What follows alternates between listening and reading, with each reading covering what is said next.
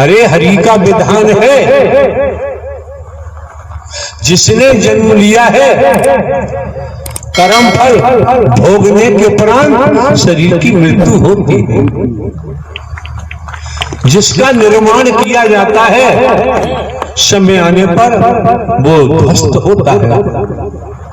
अगर कलाओं की बात होती है, हम आपको ये जानकारी दे रहे हैं, जितने हरि बन रहे हो, निराकार बन रहे हो, उन्हें आने की जरूरत नहीं है कभी भी, कभी ना है। और हमारे द्वारा जगह जगह कहा भी गया है, जहां इस तन की मौजूदगी होती है वहीं मानव मंगल मिलन सद्भावना समागम का आयोजन होता है। बाकी दुनिया में कौन क्या कर रहा है वो करेगा, उसे खुद भोगना पड़ेगा, हमसे कोई लेना देना नहीं। कहीं पर भी हमारे द्वारा आज तक किसी को भिन्न भिन्न प्रांतों में, कस्बों में, शहरों में, नगरों में, महानगरों में, ग्रामीण अंचलों में प्रवास बनाने के लिए हमने कभी किसी को नहीं कहा है। जो बनवा रहे हैं, जो नोट दे रहे हैं, चंदा कर रहे हैं, वो जाने, उनका जाने काम। हमारा उन लोगों से कोई सरोकार नहीं। आपको जानकारी दे रहे हैं, आप लोग चंदा होता है, चंदा इकट्ठा करते हैं।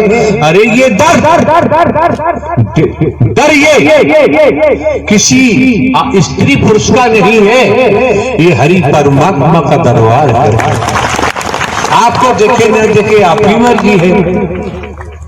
अगर जमाने में कहीं से हम रुपया पैसा कहीं से लिया हो तो बताओ, किसी रूप में लिया हो। हमारा काम, हमारे नाम जमीन जायदाद है। 14-15 वर्ष पहले पेंशन लिए इंटेलिजेंस ब्यूरो से, पेंशन है, हमारे कोई खर्चे हैं नहीं, बहुत बढ़िया काम चल रहा है। दूसरे, हम खेत में जाके बैठ जाएं और जिसको जरूरत है वो खेत में जाके पहुंच जाएगा। हमें कहीं महल बनाने की जरूरत, हमें दिखावा दिखाने की जरूरत नहीं। आने वाले महापुरुषों को लूट कर और हम आश्रम बनवाएं, महल बनवाएं, एसी लगवाएं, एसी रूम्स बनवाएं, एसी फर्नीचर लगवाएं, ये दिखावा दिखाना हमारे बस की बात नहीं। हम दिखा भी नहीं सकते। कौन क्या कर रहा है, कौन क्या नहीं कर रहा है, तो पूर्व में ही जानकारी दी जा चुकी है। कर्म करने को दुनिया स्वतंत्र है और भोगने के लिए परतंत्र है। ये स्लोगन आपके मस्तिष्क में जाए न जाए आपकी मर्जी है। ये हकीकत है, ये सत्यता है। कई ज्ञानियों से हमने पूछा, एक शहर लखनपुर खीरी जो नेपाल दूसरा देश है, बॉर्डर पर है, इसी पंडाल लगा हुआ था। मिस्टर राजकुमार त्रिवेदी एडवोकेट आए, हमने उनको खड़ा किया, आप त्रिवेदी हैं, तीनों वेदों के ज्ञाता हैं, बताओ 84 लाख का प्रावधान होता है और लगभग 80 से ऊपर उनकी आयु भी होगी दुनियावी तौर पर। 50-60 साल बताते हैं, वकालत करते होंगे, वकील हैं। तो उन्होंने कहा कि वेदों के मुताबिक होती है। और एग्जाम्पल ये भी समझो, एक न्यायाधीश है, जज साहब, अदालत में बैठकर मुकदमे देखते हैं, सत्य परीक्षण करते हैं, जितनी भी विधि कानून के तरीके से प्रक्रिया पूरी हो जाती है, होने के बाद अपराध सिद्ध होता है तो अपराध के मुताबिक 10 वर्ष की सजा, 20 वर्ष की सजा, आजीवन कारावास, कुछ ऐसे सेक्शन अपराध है फांसी की सजा सुनाते हैं जज साहब, और भोगनी पड़ती है जेल में जाकर। अगर यहाँ अटेंशन हो जाओ, यहाँ सावधान हो जाओ, मन लगा के श्रवण करो। जज साहब ने अपराध किया तो पुलिस छोड़ेगी नहीं, पकड़ेगी, जेल भेजेगी। अपराध सिद्ध हुआ तो जज साहब को भी सजा होगी। अब जज तो नहीं रहे, अपराध किया, अपराधी बन गए। यहां पर एक बात कही जाती है, दोगलेपन की बात हम नहीं कर सकते। आना हो तो आओ, ना ना आपकी मर्जी, आपकी मर्जी है। भले ही हम हरकारा चौकीदार बन के बात करते हैं, लेकिन हरि परमात्मा के नाव में बैठ गए तो भव से बेड़ा पार हो जरूर होगा, जरूर होगा। न होने का तो सवाल ही नहीं। अपनी नौका में बैठे रहे तो आप जाने, आपका जाने काम। तो इससे स्पष्ट जाहिर हो गया, जहां जज साहब का जिक्र आया स्पष्ट जाहिर हो गया, सजा देने वाले ने अपराध किया, उनको भी सजा भोगनी पड़ी। इससे प्रतीत होता है पूरे ब्रह्मांड में कर्म का खेल था, है और रहेगा। कर्म की मार से जगत में कोई बच नहीं सकता। राजा हो चाहे रंग बली हो चाहे औलिया, संतरी हो चाहे मंत्री, अधिकारी हो चाहे कर्मचारी, कोई भी हो, कर्म के भोग से कोई नहीं बच सकता।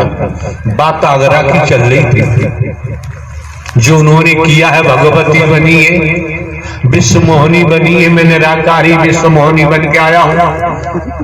वो लोग मौजूद हैं जिसके परिवार गए, उन्होंने बताया। तो देखो सीधी सी बात है, बात द्वापर की होती है। श्री कृष्ण जी का नाम आता है, 16 कलाओं का जिक्र वेद शास्त्र पुराणों में आता है, ज्ञानी जन बताते हैं। तो कुरुक्षेत्र में कौरवों और पांडवों में युद्ध चल रहा है, संग्राम चल रहा है। अब आप समझिए, लेख के मुताबिक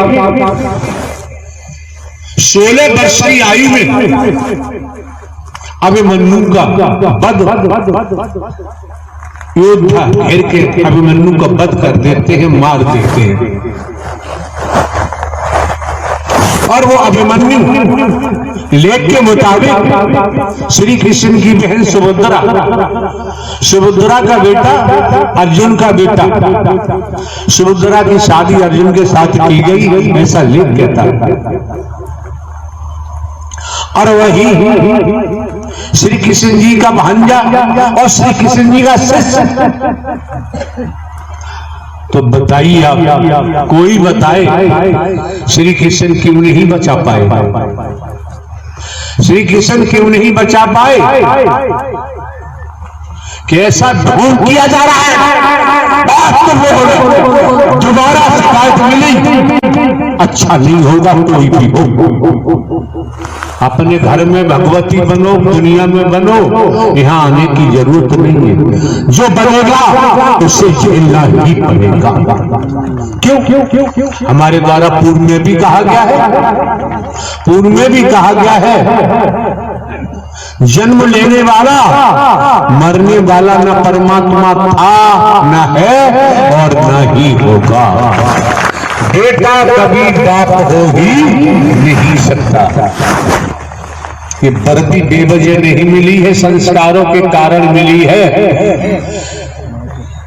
फिर देखो मुनि वशिष्ठ पंडित ज्ञानी वेद ज्ञानी जन संत जन वशिष्ठ जी को ब्रह्मा का अवतार मानते हैं। मुनि वशिष्ठ पंडित ज्ञानी शोध के लगन धरी कर्मगत टाले न जली। सीता हरण मरण दशरथ का वन में विपत पड़ी कर्मगत टाले न जली। जिन्हें 11 कलाओं से बताते हैं राम जी को, अपने पिता श्री राजा दशरथ की मृत्यु को बचा नहीं पाए। पूरा परिवार बिखर गया, पूरा परिवार बिखर गया, बचा नहीं पाए।